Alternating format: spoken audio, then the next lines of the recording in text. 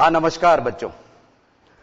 त्रिभुज ट्रायंगल्स हमारी एक्सरसाइज चल रही थी और 7.3 के कुछ सवाल हमारे बाकी थे। 7.3 पेज नंबर 154 154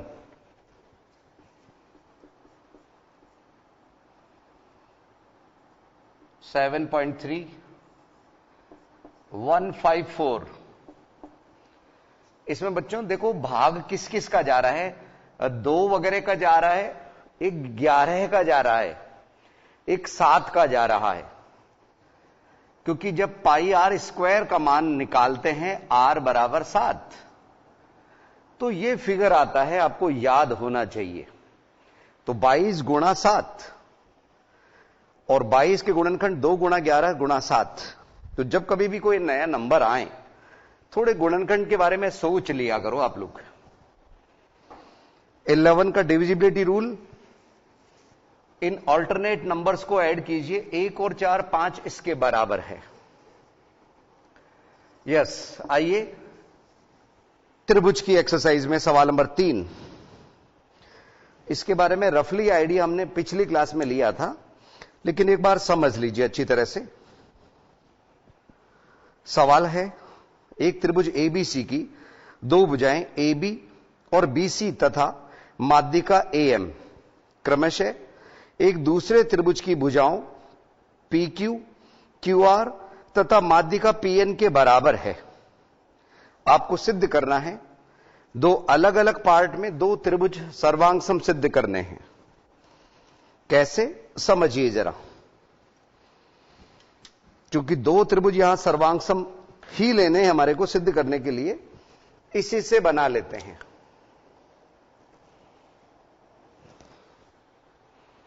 यस,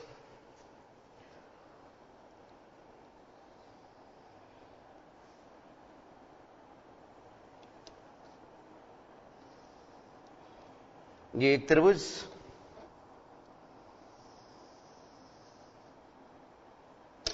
और इसी से हमने दूसरा त्रिभुज बना लिया बच्चों यहां।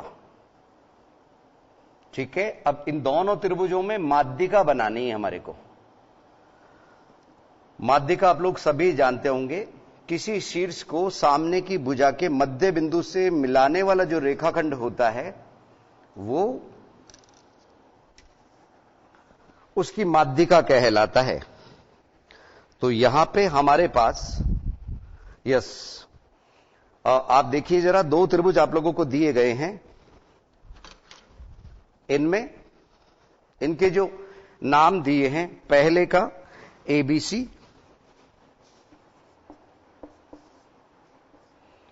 और दूसरे का नाम दिया गया है आप लोगों को PQR। यस, BC का मध्य बिंदु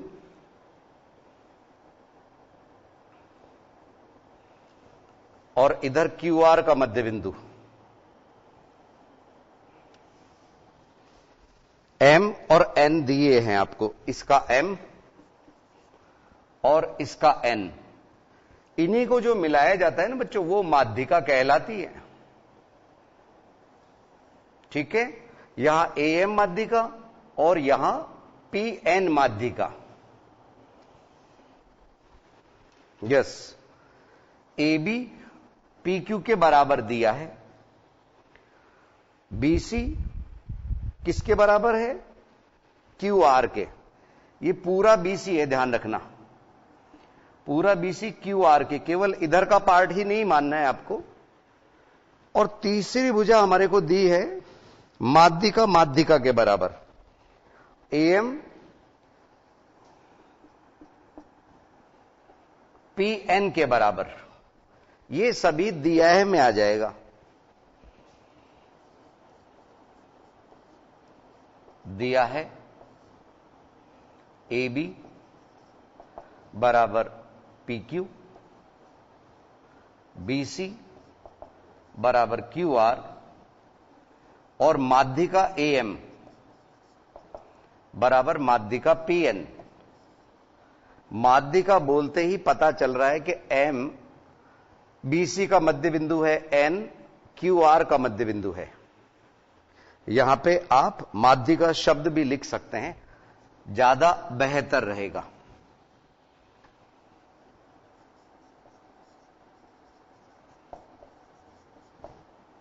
माध्य का AM बराबर माध्य का PN। अब सिद्ध क्या करना है, टारगेट क्या है, लक्ष्य क्या है, वो देखते हैं। दो पार्ट में हमारे को सिद्ध करना है।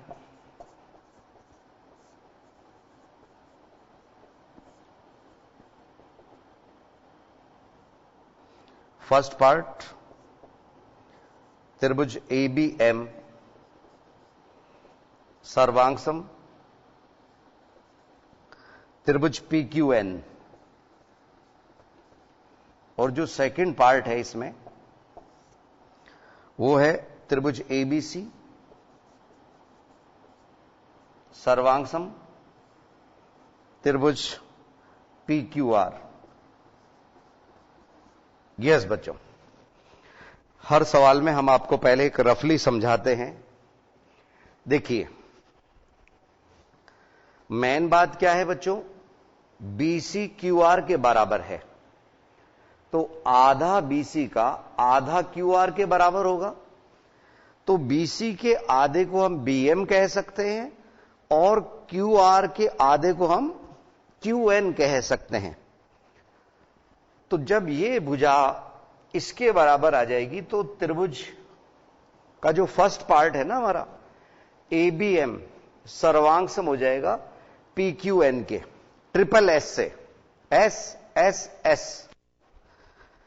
उससे हम B बराबर Q CPCT से उठा लेंगे और वो हमारे दूसरे पार्ट को सिद्ध करने में उपयोग में आ जाएगी, काम में आ जाएगी। ठीक है बच्चों, समझिए कैसे। अब इन्हीं बात को हम लिख देते हैं।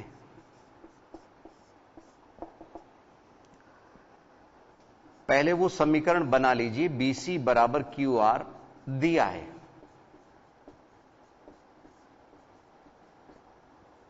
इसलिए हाफ ऑफ BC बराबर हाफ ऑफ QR।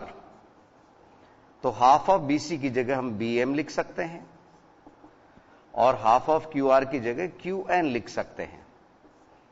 समीकरण नंबर 1।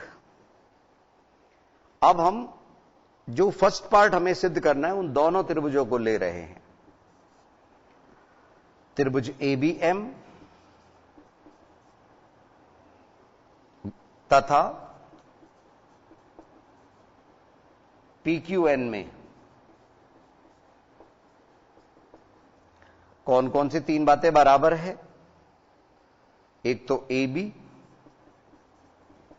बराबर PQ दिया है। दूसरी बात अभी अभी हमने सिद्ध की, BM बराबर QR, QR नहीं है, QN है, QN। ठीक है, समीकरण 1 से। और जो तीसरी चीज बराबर है हमारे को वो है AM बराबर PN। इसका कारण दिया है फिर से।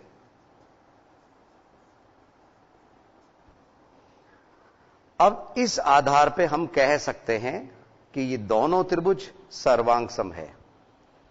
ठीक है ना बच्चों, इसका शेष पार्ट हम इधर लिख देते हैं, दिया है को मिटा के।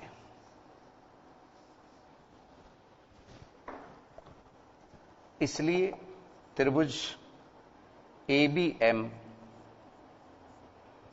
सर्वांगसम त्रिभुज PQN, ये हमारा फर्स्ट पार्ट सिद्ध हो गया।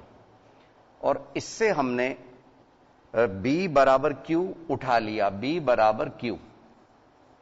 इसका नियम भी लिख जाइए, ट्रिपल S नियम से, SSS नियम से, साइड साइड साइड रूल, और इधर CPCT। ठीक है, सर्वांग त्रिभुजों के संगत अवयव बराबर होते हैं। उस बात से इस बात का फायदा क्या रहा, अब हम बड़े त्रिभुज को ले लेंगे। किसको? बड़े त्रिभुज को। ये एबीसी यानी कि पूरा बड़ा त्रिभुज, पीक्यूआर पूरा बड़ा त्रिभुज। अब त्रिभुज एबीसी तथा त्रिभुज पीक्यूआर में कौन सी तीन बातें बराबर है? एक तो ए बी बराबर पी क्यू दिया है। कोण, ये जो अभी अभी हमने बोला, कोण बी बराबर कोण क्यू, समीकरण भी दे सकते हैं, नहीं तो सीपीसीटी भी लिख सकते हैं। और तीसरी बात, हम बीसी बराबर क्यू आर ले रहे हैं। ये भी हमारे को दिया है। ठीक है, अभी पहले जो दिया है लिखा है था उसमें ये भी था। ठीक है बच्चों, अब आप लोग खुद दिमाग लगाइए कि इसमें अपने दिमाग से एएम को और पीएन को आप मत मानिए, क्योंकि हम कौन से त्रिभुज देख रहे हैं? एबीसी और पीक्यूआर देख रहे हैं। इनमें कौन सा नियम लग रहा है? क्या इनको हम सर्वांग कह सकते हैं क्या? बिल्कुल, कई बच्चे बिल्कुल सही सोच रहे हैं कि ये जो टारगेट है हमारा, ये सिद्ध करना था हमारे को। इन बातों के आधार पे हम कह सकते हैं, इसलिए त्रिभुज एबीसी सर्वांग त्रिभुज पी क्यू आर किससे? एस नियम से।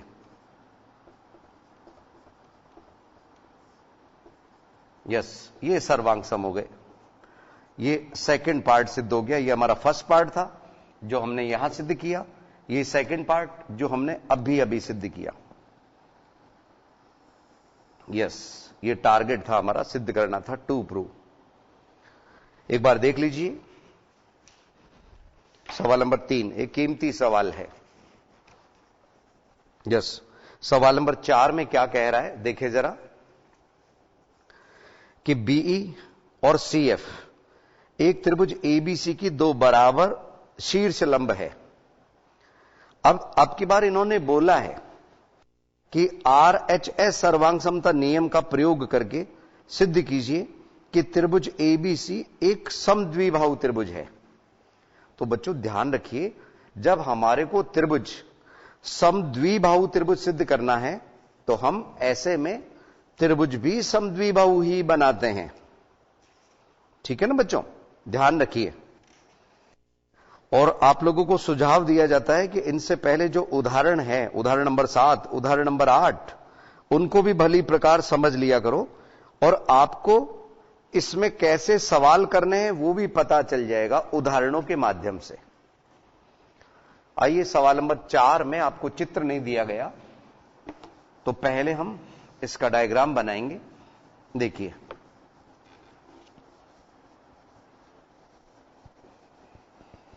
सवाल नंबर 4।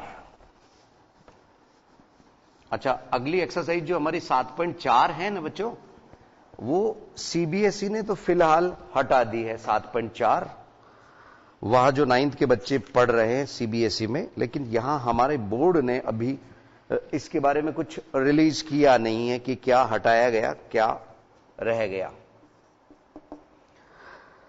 सवाल नंबर 4 का चित्र बनाते हैं। बीई और सीएफ एक त्रिभुज एबीसी की दो बराबर शीर्ष लंब है। तो पहले हम समद्विबाहु त्रिभुज बना रहे हैं, क्योंकि सिद्ध समद्विबाहु करना है इसलिए।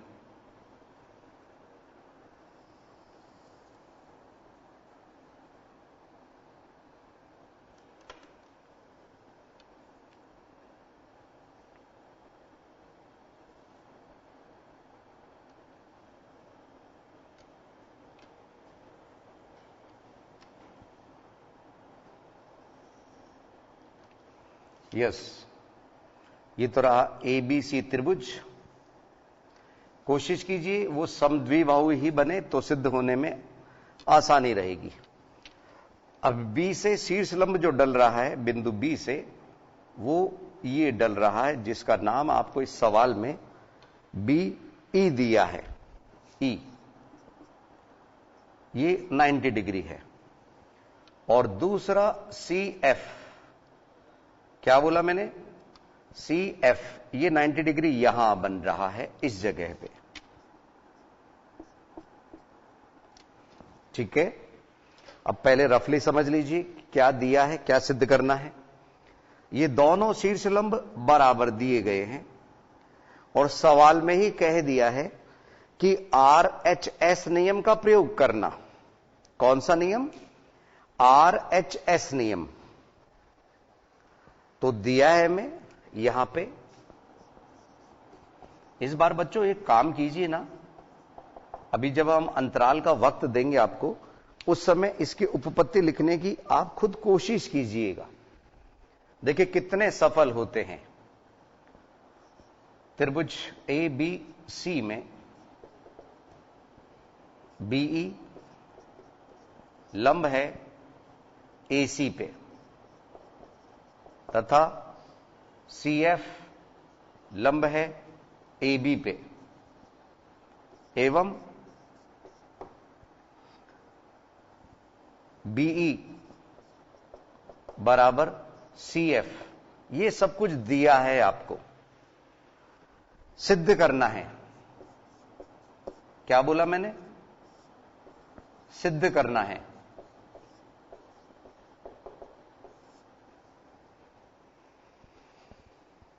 हमारे को सिद्ध करना है ABC एक समद्विबाहु त्रिभुज है, अर्थात AB बराबर AC सिद्ध करना है।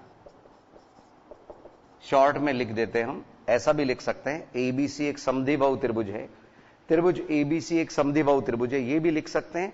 और चाहे तो AB बराबर AC हमें सिद्ध करना है, ये हमारा लक्ष्य है, टारगेट है। अब बच्चों रफली हम आपको बता देते हैं, लिखेंगे आप कि यहां पे जो BC पे टिके हुए दो त्रिभुज दिख रहे, एक BEC और एक CFB। इन दोनों त्रिभुजों में आपको BC तो उभयनिष्ठ है, 90-90 बराबर है और ये दिया है। RHS अपने आप लग रहा है। तो RHS नियम से जब ये सर्वांग सम सिद्ध हो जाएंगे तो ये पूरा कोण इस पूरे कोण के बराबर हो जाएगा। और जो प्रमेय 7.3 हमने पढ़ी है कि किसी त्रिभुज में अगर दो कोण समान हैं तो उनके सामने की भुजाएं भी बराबर होती हैं, उस आधार पे हम AB बराबर AC बोल सकते हैं। तो हम आपको इस अंतराल के 1-2 मिनट का कीमती वक्त दे रहे हैं, जिससे आप लोग स्वयं उपपत्ति के पद लिख सको और कॉन्फिडेंस बढ़ा सको। तो मिलते हैं बच्चों 1-2 मिनट के अंतराल के बाद।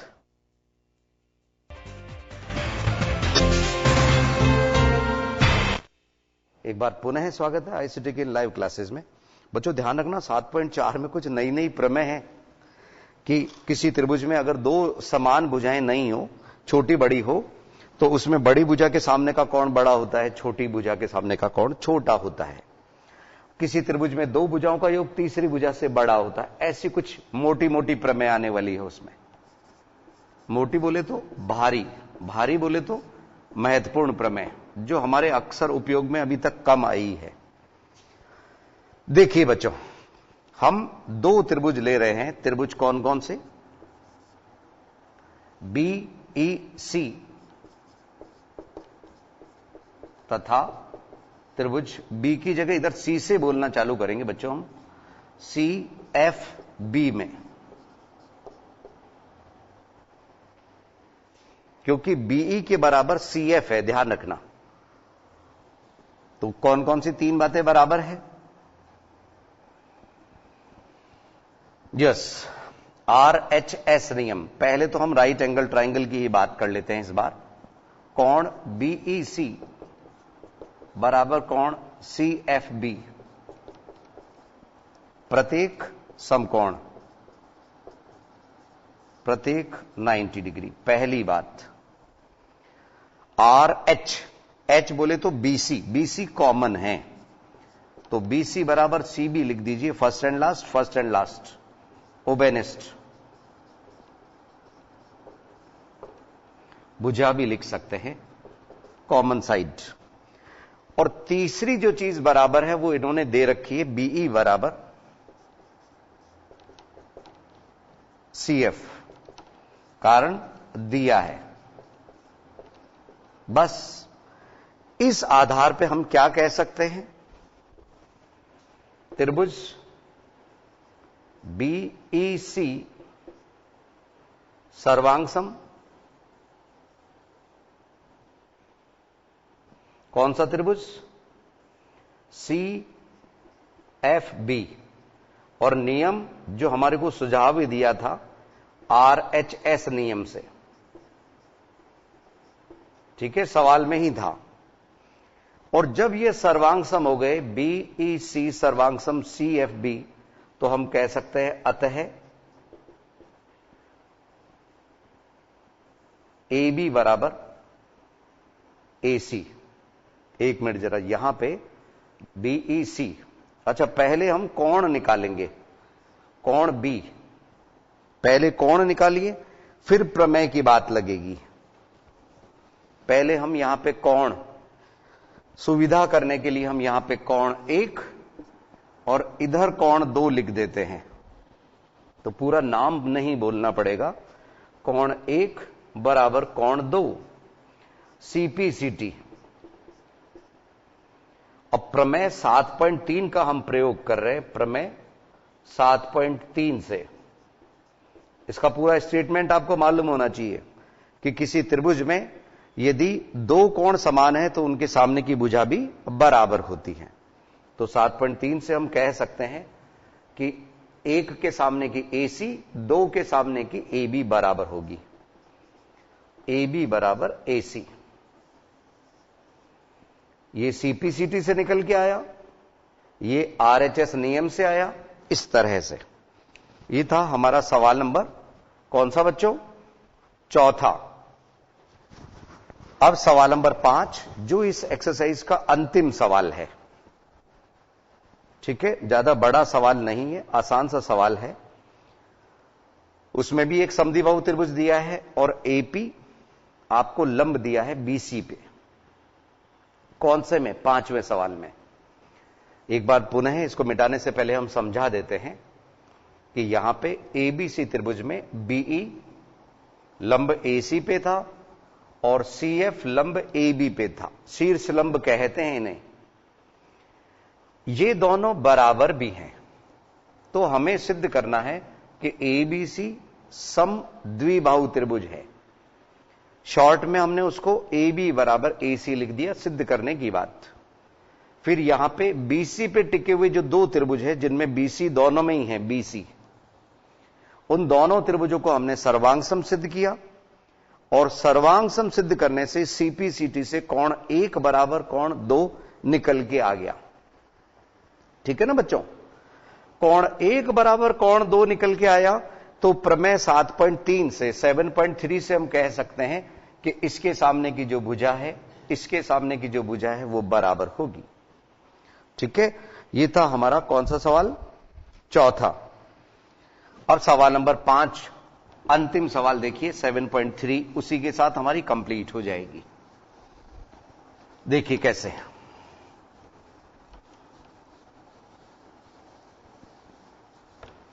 और 7.4 के लिए हम बता दें, थोड़ी सी मुश्किल है, तो आप ध्यान से समझिएगा उसको।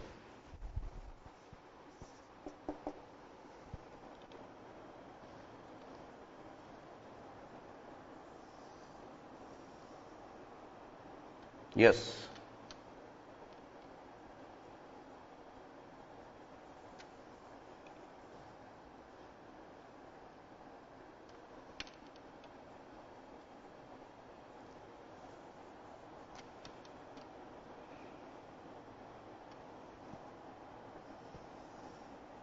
और ये भी मिलाना होगा आपकी बार लंब बीच वाला।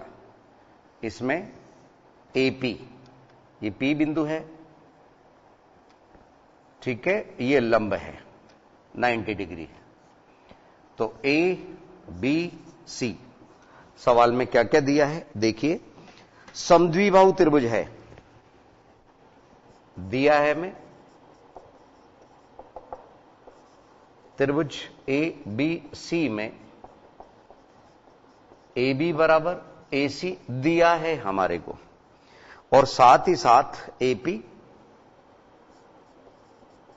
तथा एपी लंब है किस पे, बीसी पे, सिद्ध करना है। क्या सिद्ध करना है? कोण बी बराबर कोण सी है। ये सीपीसीटी से निकल के आएगा बच्चों। आइए पहले हम थोड़ा सा रफली समझ लें इसे। यस बच्चों, यहां दो त्रिभुज आपको दिख रहे हैं। हमारा टारगेट इन दोनों को सर्वांग सम सिद्ध करना है।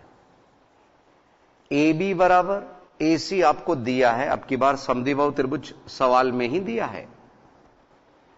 तो एक बात तो ये बराबर आ गई। दोनों त्रिभुजों में जब 90 हमने इधर दिखाया है तो ये भी 90 है, 90 वाली बात बराबर आ गई। और तीसरी जो बात बराबर है वो एपी, पी लिख देते हैं इस जगह पे, एपी ये कॉमन है, उभयनिष्ठ है, क्योंकि ये दीवार दोनों त्रिभुजों की है। एपी उसको कहते हैं उभयनिष्ठ भुजा। इस आधार पे हम इन दोनों को सर्वांग सम सिद्ध कह सकते हैं। किस नियम से? RHS नियम से। क्या बोला मैंने? RHS नियम से। बस जब ये दोनों सर्वांग सम सिद्ध हो जाएंगे तो कोण B बराबर कोण C आ जाएगा CPCT से। बस इतना सा करना है। इसमें रचना हमें लिखनी ही नहीं है, सीधे उपपत्ति यानी कि प्रूफ के पदों पे आते हैं हम।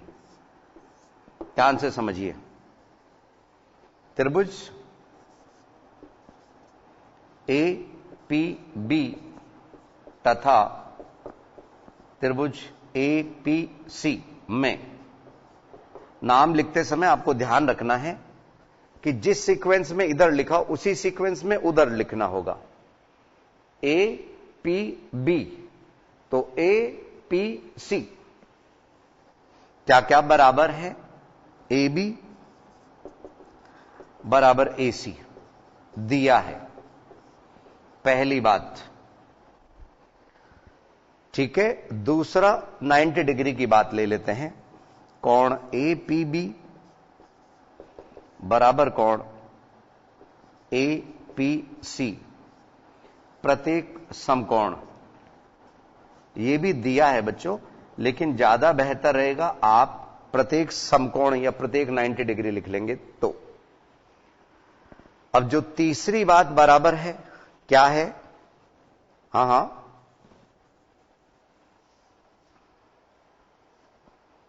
बिल्कुल सही, एपी कॉमन है। एपी बराबर एपी। दिमाग तो लगाते हो बच्चों आप भी। उभयनिष्ठ भुजा।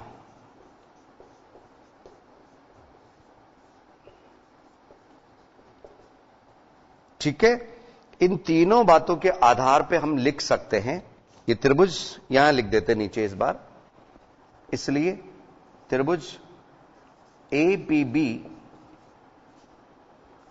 सर्वांग-सम त्रिभुज APC किस नियम से? RHS नियम से। नियम लिख के जाना है आपको कि कौन से नियम से ये हुआ। और अतः जब ये सर्वांग सम हो गया तो इनके संगत अवयव भी बराबर होते हैं। सर्वांग सम त्रिभुजों के संगत अवयव समान होते हैं। अतः हमें जो सिद्ध करना है, कोण B बराबर होगा कोण C के। इति सिद्धम। अब कुछ बच्चे कह रहे हैं कि सर हमने प्रमेय पढ़ी है 7.2 में प्रमेय सीधी ही कहती है कि समद्विबाहु त्रिभुज में जो भुजाएं समान होती है उनके सामने के कोण बराबर होते हैं। तो सर ये बात तो हम प्रमेय का जिक्र करके सीधा ही लिख सकते थे। बिल्कुल लिख सकते थे बच्चों, बिल्कुल लिख सकते थे, लेकिन कोई एक नंबर की बात आती तो उस आधार पर लिख सकते थे।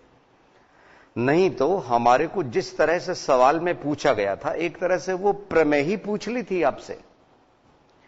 तो जो प्रमेय के सिद्ध करने का पार्ट है वही सब कुछ हमने यहां लिख दिया। तो कभी कभी ऐसा भी होता है, सवाल कहने को सवाल होता है लेकिन वो प्रमेय का ही भाग होता है। ठीक है ना, तो ये ध्यान रखिए। तो इसी के साथ में 7.3 तो हमारी कंप्लीट हो गई। अब जो चालू हो रही है वो एक त्रिभुज की असमीकाएं, त्रिभुज की असमीकाएं। असमीकाएं का मतलब होता है इस तरह का चिन्ह, छोटी बड़ी। ये तो बराबर का मामला होता है, और एक ये छोटे बड़े का चिन्ह, इनको असमीकाएं, इनइक्वलिटीज बोलते हैं। इनइक्वलिटीज है ना बच्चों। तो इसमें जैसे मेरी उम्र आपसे अधिक है तो ग्रेटर का साइन आ जाएगा। मेरी उम्र x है तो x is greater than y। ठीक है ना ये।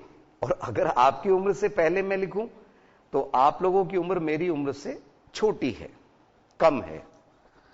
ठीक है, तो एक त्रिभुज की असमीकाओं में अगर आप लोग प्रमेय देख लो 7.6 पेज नंबर 156, एक किसी त्रिभुज की दो भुजाएं असमान हो तो बड़ी भुजा के सामने का कोण बड़ा होता है, बड़ी भुजा के सामने का सम्मुख कोण बड़ा होता है। एक तो ये प्रमेय, प्रमेय 7.7 कि किसी त्रिभुज में बड़े कोण के सम्मुख भुजा बड़ी होती है यानी कि लंबी होती है। 7.8 प्रमेय त्रिभुज की किन्हीं दो भुजाओं का योग तीसरी भुजा से बड़ा होता है। ये सभी तीनों प्रमेय आप लोगों की एक्सरसाइज को सॉल्व करवाने में हमारी मदद करेगी। कौन सी एक्सरसाइज? 7.4 में। तो ये 5 तक के सवाल हमारे कंप्लीट हुए। आज के लिए इतना ही बच्चों, अगली क्लास में कुछ नया लेके हम फिर हाजिर होंगे। नमस्कार।